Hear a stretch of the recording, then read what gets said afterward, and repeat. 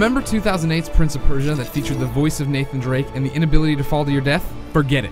This May, Ubisoft is rolling out Prince of Persia: The Forgotten Sands, and this game picks up from where the classic Sands of Time left off. You're the PS2 prince who can rewind time, run along walls, and speak in that smooth voice we all know and love. It's supposed to predict the future through the movement of the stars. This tale begins with the prince arriving in his brother's kingdom, only to find it under attack.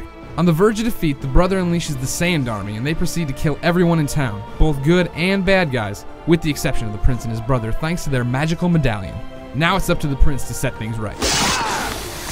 Like I said, the prince can still rewind time, but he's got a bunch of new abilities as well. When he's fighting these monsters, the prince is going to be able to call on elemental abilities that give him a rock shield, a freeze attack, a massive tornado, and more. These abilities are going to be crucial when beating bad guys, but they're also important when it comes to platforming.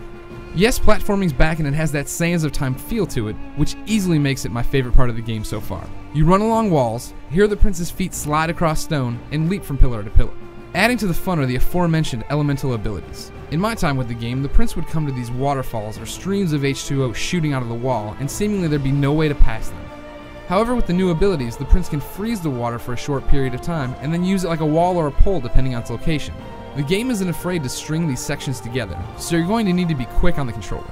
If there's one thing that scares me about the Forgotten Sands, however, it's the combat. At the moment, it's just not there. Battles are slow and mindless, they lack impact, and it feels completely unfinished. Maybe that's because the game literally is unfinished, but it's a bit of a drag on an otherwise fun platformer. Also an issue is the fact that these graphics really don't scream HD era. Believe it or not, we're less than a month from the launch of Prince of Persia: The Forgotten Sands, so you won't have to wait long to form an opinion of your own. Until then, keep checking IGN for the latest news on this sandy franchise.